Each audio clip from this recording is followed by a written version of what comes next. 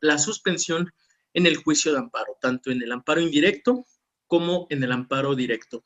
Que como veremos, la ley de amparo nos va a explicar o va a normar de una mayor manera a la suspensión que se dicta en el amparo indirecto, que las que se dictan en el amparo directo. ¿Por qué? Porque la mayor parte de los amparos que se tramitan día con día son de la vía indirecta. Por lo tanto, pues el legislador y los estudiosos del derecho que participaron en la redacción de esta ley de amparo del año 2013, pues se concentraron en explicar a mayor profundidad el acto reclamado en amparo indirecto.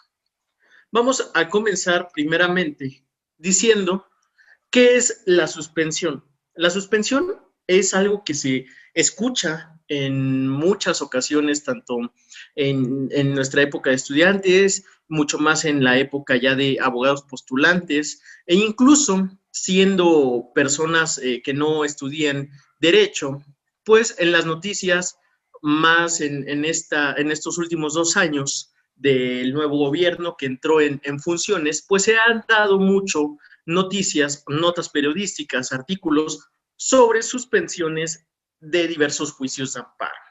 Que la última que se ha dado a conocer al público en general, pues es respecto al Tren Maya, que se concedió una suspensión para las comunidades indígenas que están promoviendo un juicio de amparo en contra de la construcción del Tren Maya. Y también, pues, en muchas otras ocasiones, al inicio de este gobierno, pues se dieron suspensiones, por ejemplo, por la cancelación del nuevo aeropuerto de la Ciudad de México, que finalmente pues no se les dio la razón a los quejosos, y en cualquier otro asunto pues notamos que erróneamente los medios nos dicen que se ganó un amparo, que se concedió un amparo, cuando no es así, cuando solamente lo que se concede es la suspensión del acto reclamado.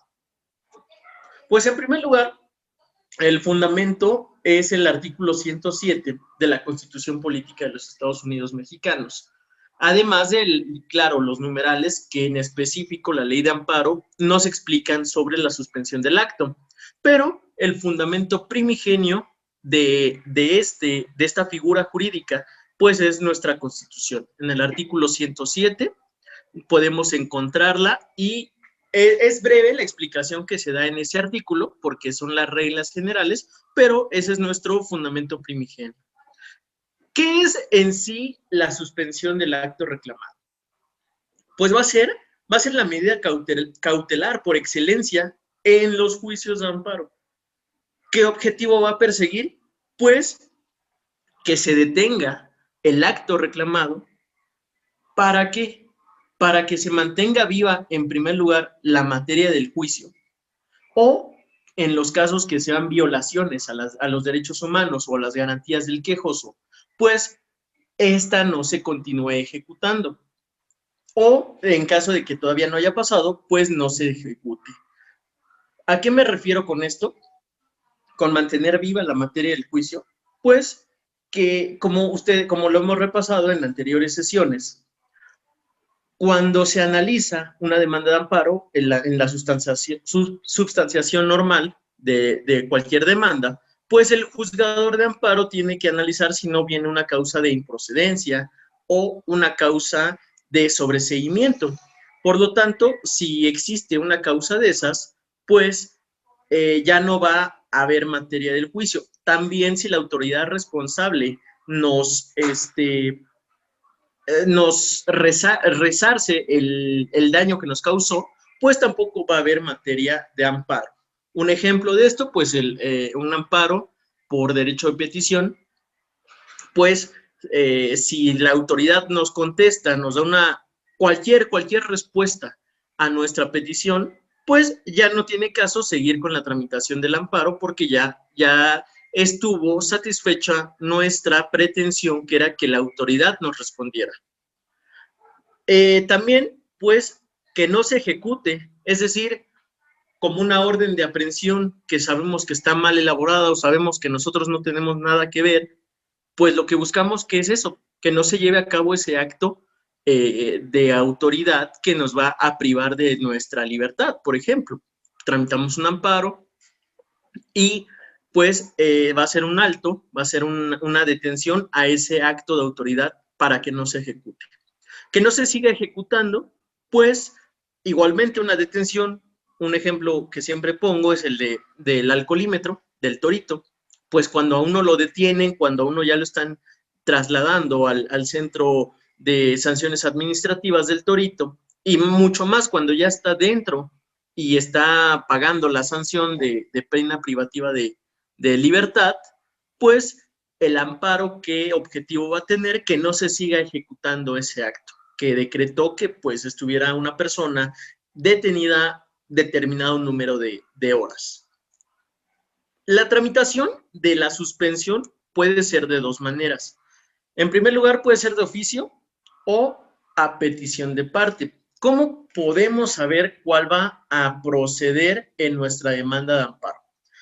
Pues cuando son violaciones graves que atenten contra nuestra libertad, que atenten contra la vida, que atenten contra núcleos de población ejidal, en casos de extradición, de incorporación forzosa a las Fuerzas Armadas, etcétera, etcétera, etcétera. Todos estos casos que son violatorios a nuestros derechos humanos de una manera grave, de una manera, vaya, considerable, siempre va a ser de oficio. Aunque nosotros no la solicitemos, aunque nosotros no, en nuestro escrito de demanda, digamos, se solicita a su señoría, se decrete la suspensión, etcétera, va a ser de oficio. Esta suspensión de oficio siempre va a ser una suspensión de plano, por regla general. ¿Qué significa una suspensión de plano? Actualmente, durante la pandemia que hemos vivido, igualmente los medios sacaron a colación muchas notas periodísticas sobre suspensiones que se les concedían a médicos, que se les concedían a estudiantes, que se les concedían a trabajadores, etcétera. Y si ustedes notaban en la redacción, la suspensión que les concedía la autoridad de amparo era una suspensión de plano. Es decir, fue una suspensión de oficio y de plano. ¿Pero qué significa de plano? Que va a proceder sin la necesidad de que se tramite un incidente, sin la necesidad de que el quejoso haga nada más, que haga otro trámite, que haga otro escrito, etcétera, lo que sea. El juez la va a decretar incluso en el mismo acto que la admite. Cuando el juzgador de amparo va a emitir el auto de admisión, ahí mismo va a decretar la suspensión.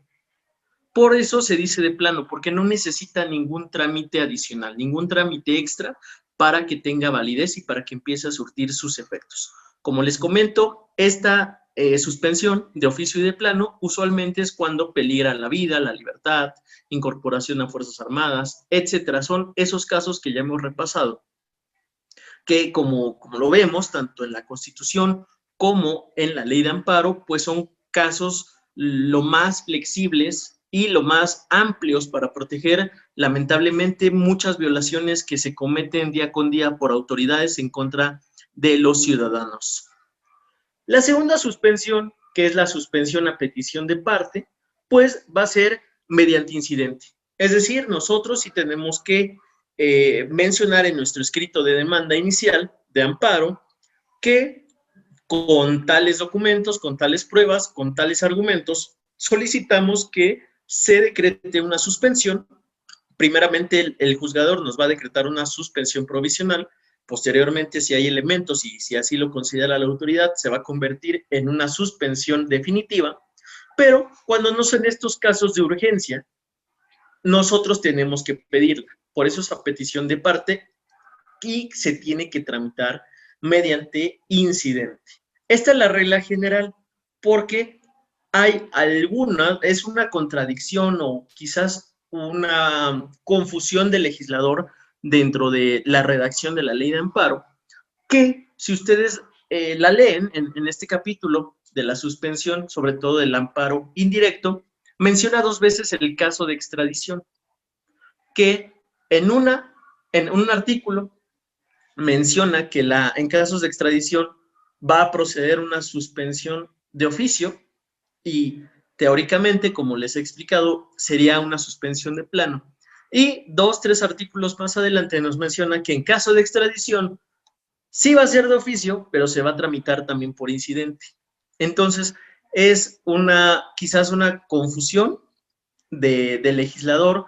Yo lo que he entendido de esta redacción legal es que pues el legislador previó quizás que pues una persona sujeta a extradición muy probablemente está detenida en alguna prisión y pues lo tienen que tramitar este amparo, pues ya sea su abogado, un familiar, etcétera, y por eso mencionan que se tiene que tramitar mediante incidente la suspensión. Pero por eso, por esas excepciones, puse aquí entre paréntesis en la presentación que por regla general, en casi todos los juicios que nosotros tengamos conocimiento, pues siempre la tramitación, si es de oficio, es de plano, y si es por petición de parte, va a ser mediante incidente.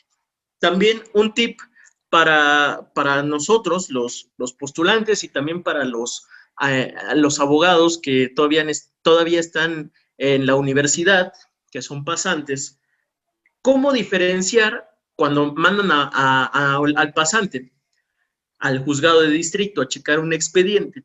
¿Cómo diferenciar cuál es cuál? El juicio principal, el cuaderno principal, siempre va a ser una carpeta de color verde un poquito claro. Y la carpeta del incidente va a ser siempre de color rosa. Y usualmente es un poco más delgada, dependiendo del caso, pero es un poco más delgada. Entonces, siempre por regla general, cuando vayamos a checar un amparo, pues solicitamos, por ejemplo, el cuaderno del incidente de suspensión, y si nos entregan uno de color verde, sabemos que se están equivocando, ¿no? O viceversa, pedimos el cuaderno principal, y si nos entregan una de color rosa, pues sabemos que nos están entregando el del incidente de suspensión. Llega a pasar por la carga de trabajo de estas oficinas gubernamentales que a veces solicitas uno y te dan otro, y pues si el pasante, si la persona no conoce, pues muy seguramente o va a tomar datos mal o no va a encontrar lo que está buscando. Entonces, ese es un pequeño tip para tanto abogados postulantes como para pasantes y también para el público general. Muchas veces también uno como público en general, pues tenemos que ir a checar nuestro asunto por cualquier motivo, y pues si no sabemos esto, pues también estamos un poquito más limitados en estas situaciones.